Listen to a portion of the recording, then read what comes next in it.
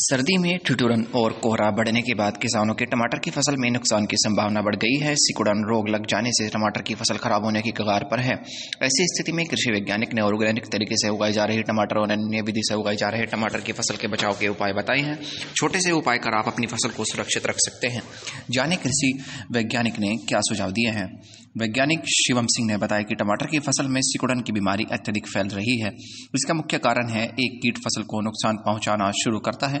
कीट के कारण ही फसल में वायरस फैलने लगता है, जिससे टमाटर का पौधा सिकुड़ने लगता है। अगर खेत में कोई भी पौधा सिकुड़ा हुआ दिखाई दे तो उस पौधे को तुरंत खेत से बाहर निकाल दें, अन्यथा वह अन्य फसल को भी पूरी तरह खराब कर देगा।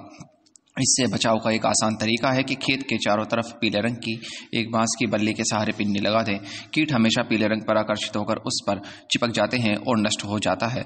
अगर इसके बावजूद भी कीट आपकी फसल में दिखाई देता है तो उस पर नीम के तेल का छिड़काव कर सकते हैं। नीम के तेल का छिड़काव ऑर्गेनिक तरीके से होगा, जिससे ऑर्गेनिक तरीके से उगाई गई टमाटर की फसल को भी बहुत फायदा होगा। वहीं अन्य विधि से उगाई जा रही फसल में क्या कीटनाशक का उपयोग कर अपनी फसल को बचा सकते हैं। अगर सिकुड़न रोग दिखता है तो किसान कीट से निपट लें, अन्यथा खराब पौधा फसल को पूरी तरह खराब कर देगा।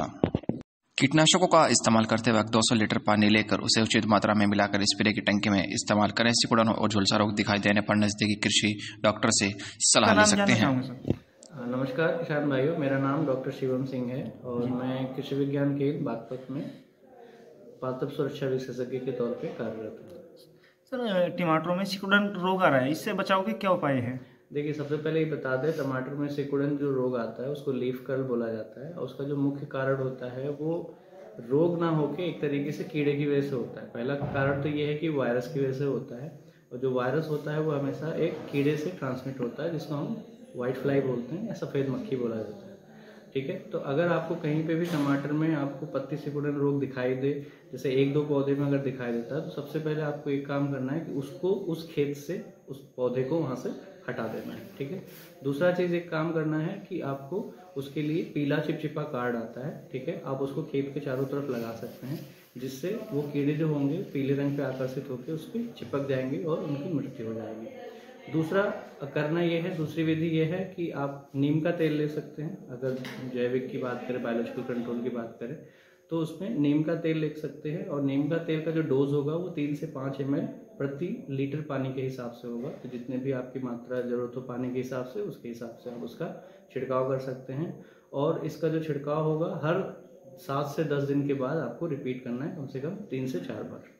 इसके अलावा अगर आप इंसेक्टिसाइड की बात करें या कीटनाशक की बात करें तो कीटनाशक का भी छिड़काव कर सकते हैं। इसके लिए थायोमेथोक्सम एक दवा आती है, कीटनाशक आता है, तो वो 25% में आता है, तो आप उसका इस्तेमाल कर सकते हैं। उसका जो डोज होगा वो 150 ग्राम प्रति एकड़ के हिसाब से होता है। तो जब भी एकड़ की बात हो, याद रखिएगा कि एकड़ का मतलब होता है 180 से लेके 200 लीटर पानी। अगर 20 लीटर की टंकी है आपकी तो मान के चलो कि 9 से लेके 10 टंकी के हिसाब से।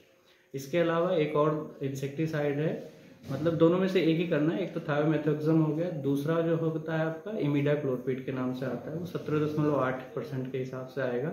उसकी जो डोज होगी वो आपकी 200 ml प्रति एकड़ के हिसाब से होगी।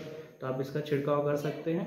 पहला छिड़काव करें, अगर आपको लगता है कि दूसरा छिड़काव करने की जरूरत है तो 15 दिन के बाद आप उसका दोबारा दूसरा छिड़काव कर सकते हैं। तो इससे आप